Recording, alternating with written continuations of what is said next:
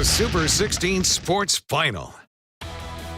Yes, we're keeping the touchdowns and the first downs rolling in on another edition of the Super 16 Sports Final. I'm Ron Snyder alongside Landon Stover. Yeah, we're going to hit up Districts 4 and 11 in just a bit, but we'll start tonight in District 2 and a Super 16 showdown that, Ron, you got to saw firsthand in Lackawanna County. Yes, last season, Valley View crushed Scranton 48-0, but over the summer, Scranton went to work. Head coach Steve Shumbray says his team was so much better because they went toe-to-toe with a team from Florida and held their own. Now the Knights are undefeated, but how do they stack up against a 5-1 battle-tested Valley View team? Valley View coach George Hawanitz says they had to minimize the big plays to come out on top in this one. Cougars ahead 13-6 in the second quarter. Adam Hawanitz gives it up to Connor Hilling, and he has the corner and the first down on a critical third down right before the half. So later in the drive, Adam Hawanitz, he can throw the ball, but he can also do this. Get out of his way, and he takes it in for the touchdown. 19-7 Valley View at the half. So after a long halftime, because it's homecoming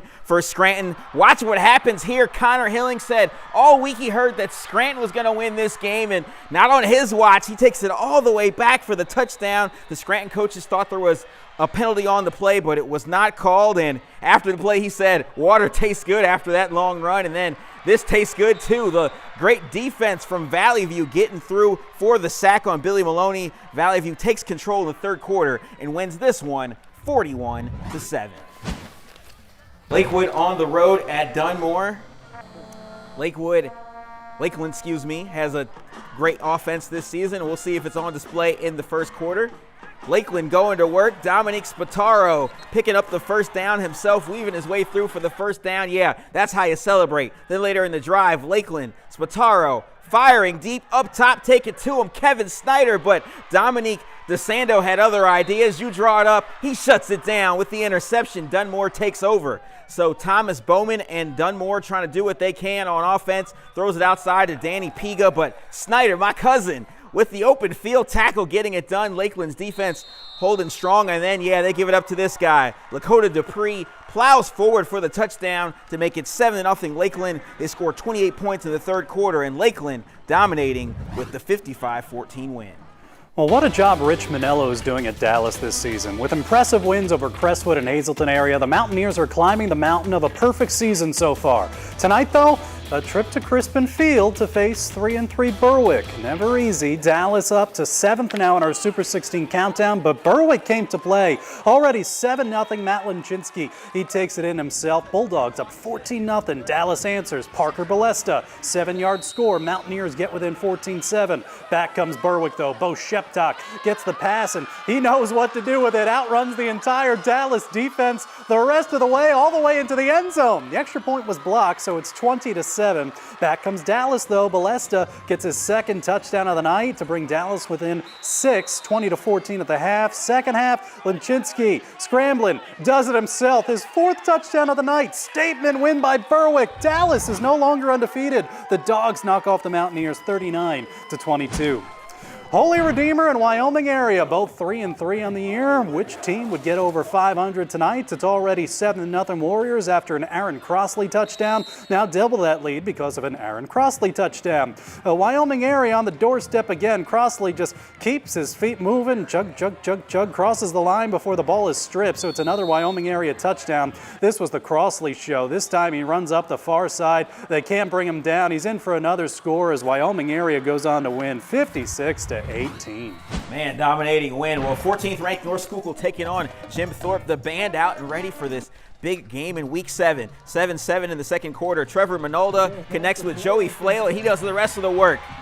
47 yards, a good running in for the touchdown to make it 14-7 North Schuylkill. Third quarter, it's still 14-7. Jim Thorpe's Cole Lazarek rolls out, finds David Fiorto for the 27-yard gain. Later in the drive, over the middle, Bryson Haight up top, take it to him. 6-yard touchdown to tie the game up at 14. So North Schuylkill in to block the punt, and they get it done. Spartans recover. That sets up Jared Tenari from 5 yards out, in for the score. North Schuylkill wins 31-14.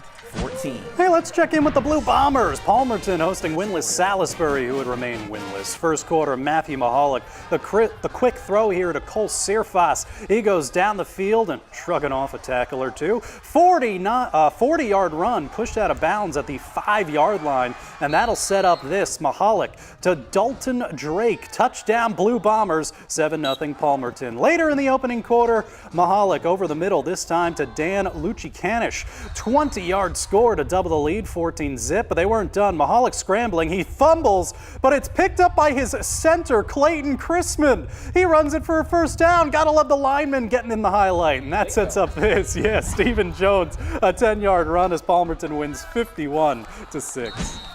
Man, we got to see what the linemen do in this game. Chilly night in Bloomsburg, 14-0 Milton taking on Bloomsburg with less than 2 minutes to go in the half.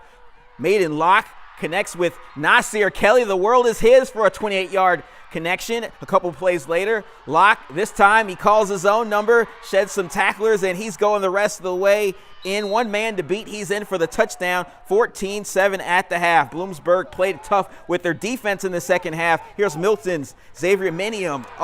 Tripped up right before the end zone. Bloomsburg's forced to turn over on downs. On the Bloomsburg following possession, Lilliam Zenter connects with Nick Wartson. Mama's putting that on the refrigerator. Secures it in. Bloomsburg misses the extra point. 14-13 Milton. Fourth quarter, Milton gets into the end zone as Cole Bastian goes up the gut. 21-13, and that's the final. 21-13. What a game that was. Well, top-ranked Mount Carmel area in Hughesville tonight. Opening drive of the game, Red Tornadoes go to the Wildcat at the 1-yard line. Luke Blessing takes the direct snap and scores 6-0 after they fake the PAT, don't get the 2. 4th and 6 for Mount Carmel area in the Hughesville territory. Matthew Belichick hits Xavier Diaz on the screen pass. That is a 21-yard score. Missed extra point, it's 12-0. Second quarter, Tornadoes have the ball on the 8-yard line now of Hughesville. Blessing gets the ball and he takes it in for 6. 18-0 at that point. Last play of the half, Belichick going to roll out and find his tight end. Matthew Shikatano, the Coastal Carolina commit, a 24-yard score.